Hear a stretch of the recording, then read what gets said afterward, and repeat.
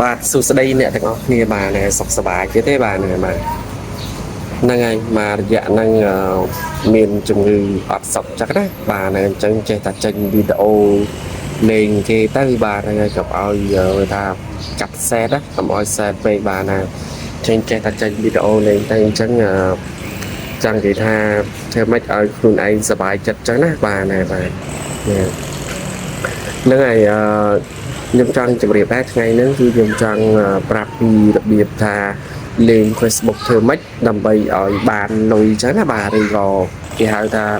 ដែលជាទូទៅគ្នាយើងអ្នកលេង Facebook ហ្នឹងថា MMO បាទន័យថា Make Money Online បាទហ្នឹងហើយអញ្ចឹងយើងលេង Facebook យ៉ាងម៉េចដើម្បីឲ្យបានលុយអញ្ចឹងខ្ញុំចង់ប្រាប់អ្នកទាំងអស់គ្នាថាការលេង Facebook ហ្នឹងគឺដើម្បីឲ្យបានលុយពី Facebook ហ្នឹងគឺវាមានពីររបៀបបាទវាមានពីររបៀបបងប្អូនបាទន័យថាយើងលេងជាគេហៅថាលេងតាមរយៈ Facebook profile ក៏បានតាមរយៈ page ក៏បានបាទដើម្បីឲ្យបានលុយពីវាមកអញ្ចឹងណាបាទណាអញ្ចឹងយើងរកលុយហ្នឹងតាមរបៀបយ៉ាងម៉េចដើម្បីឲ្យបានលុយពី Facebook profile ឬក៏ page ហ្នឹងគឺវាមានទាំងអស់វាមាន6របៀបបាទន័យថា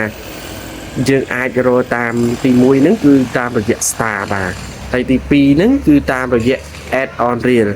ទី3ហ្នឹងគឺតាមរយៈ bonus ហើយទី4ហ្នឹងតាមរយៈ in stream ad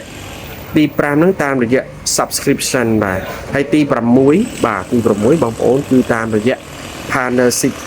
ad បាទហើយនឹងចុងក្រោយទី7ហ្នឹងគឺពិសេសហ្នឹងគឺតាមរយៈគេហៅថា content monetization បាទអាទី7នេះគឺពិសេសមែនទែនបងប្អូនគឺបានន័យថាវាក្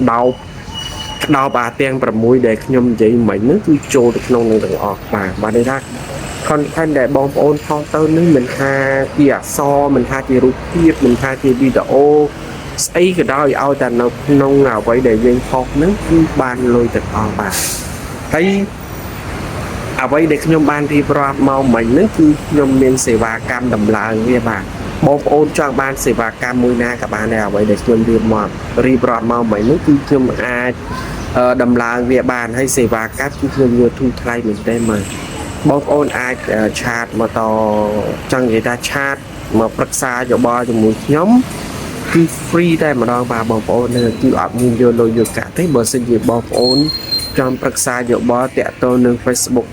profile ឬក៏ Facebook page ហ្នឹងគឺបងប្អូនអាចតាក់ទងមកខ្ញុំបានបាទហ្នឹងហើយខ្ញុំនឹងតម្លាក់ link Telegram account របស់ខ្ញុំដើម្បីឲ្យបងប្អូនអាចឆាតមកខ្ញុំផ្ទាល់ឬមួយក៏ឆាតមកក្នុង Facebook របស់ខ្ញុំនឹងក៏បានដែរបាទឆាត inbox ហ្នឹងបងប្អូនឆាតមកគឺអាចប្រឹក្សាយោបល់ free តែម្ដងបងប្អូនបាទបាទនឹងថ្ងៃហ្នឹងវីដេអូខ្លីបាទមានតែប៉ុណ្្នឹងទេខ្ញុំសូមអរគុណច្រើនសូមជម្រាបលាបាទ